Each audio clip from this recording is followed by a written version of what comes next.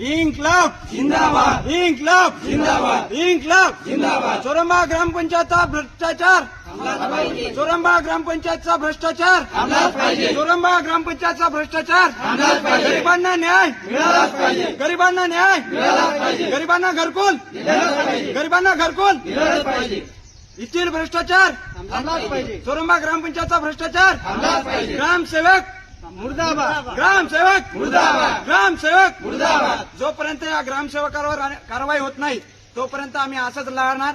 खरं तर या खेड्या गावामध्ये अत्यंत गोरगरीब लोक राहत असतात. कधी कधी मी भावनिक माणूस आहे, कधी कधी डोळ्यात पाणी येतं. मी जरी संघर्ष करत असेल, माझा जीव जरी गेला, मला लाखो रुपयासाठी मॅनेजसाठी फोन आले, पण मी 1 रुपया सुद्धा मॅनेज होणार नाही. या गावकऱ्याला तळमळीनं सांगतोय, मला काही इलेक्शन लढवायचं नाही, मला काही सरपंच व्हायचं नाही, परंतु मला तुमच्या हक्कासाठी लढायचंय. माझ्यासारखा युवक तुमच्या समोर जर लढत असाल तर तुम्ही सर्वांनी सहकार्य करण्याची अपेक्षा असते.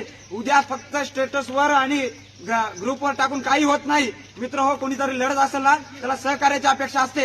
हे माझे जे बांधव आले, आश्वासन देतो, मारुतीच्या मंदिरासमोर ठेवून आणि खंडोबाच्या मंदिरावर साक्ष ठेवून सांगतो, यांच्यासाठी 1 रुपयाने सुद्धा मॅनेज होणार नाही. आणि इथला भ्रष्टाचार थांबेपर्यंत माझा जीव जरी गेला तरी, ऑन रेकॉर्ड बोलतोय, माझा जीव जरी गेला तरी इथला भ्रष्टाचार थांबवणार आहे. आणि ज्यांना 2-2 घरकुल आले त्यांनी सुद्धा लक्षात ठेवा, तुम्ही कॅमेरामॅन मध्ये येणार नाहीत, माझ्या व्हिडिओमध्ये येणार नाहीत, परंतु तुमच्या घरकुलात तुमच्यावर शासनाचे पैसे खाल्ल्याचा आरोप करून तुमच्यावर सुद्धा कारवाई करून तुम्हाला जेलबंद केल्याशिवाय मी थांबणार नाही, एवढं आश्वासन देतो. आणि सांगतो, तुम्हाला वाटत असेल आम्ही लाखो रुपयाचा भ्रष्टाचार केला, आमचा कोणतरी सोयरा आहे, आमचा कोणतरी काय आहे, पण मी या ग्रामपंचायतसाठी, इथल्या या हक्काच्या नागरिकासाठी 4 लोकांसाठी लढणार आहे. मला या 400ची गरज नाही. हे 4 जे आहेत ना, या 400ला पुरून उरतील एवढे माझ्या पाठीची खंबीर आहेत. आणि म्हणून मी या चोरंबा ग्रामपंचायतला आणखी लोकांना तळमळीनं सांगू इच्छितो, तुमच्या गावात लाखो रुपयाचा भ्रष्टाचार झाला आहे.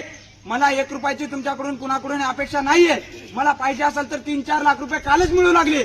मी घेतलो असतो, बुलेट घेतलो असतो, फटफट फटाके वाजत तुमच्या समोर येऊन असतो, परंतु माझी तशी अपेक्षा नाही. मित्र हो, मी सर्वसामान्य शेतकऱ्याचा पोरगा आहे, मी पण शेतकऱ्याचं भोगलेलं आहे, मी सुद्धा काम करून शिक्षण घेतलेलं आहे. म्हणून मला वाटतं की माझ्यासारखी गरिबी इथल्यावर येऊ नये. इथल्या तुमच्या सगळ्यांना आरोग्य मित्र काढून तुम्हाला दवाखान्यामध्ये सुविधा चांगली मिळावी, यासाठी माझी अपेक्षा आहे. तुम्हाला चांगलं अन्न मिळावं, वस्त्र मिळावं, निवारा मिळावा, यासाठी माझा लढा आहे. तुम्हाला जर वाटत असेल, काही जणांना वाटत असेल की आमचा कोणतरी फलाना ग्रामसेवकाचा हे आहे, सदस्य आहे, कोणतरी आहे, पण त्यांना सांगतो, तुम्ही कोणी जरी असेल, आमदार पुतणे आहे म्हणून काही होत नाही. मी सुद्धा राजकारण केलेलं आहे, म्हणून सांगतो, कोणी कोणाला देऊन घेऊन चालत नाही.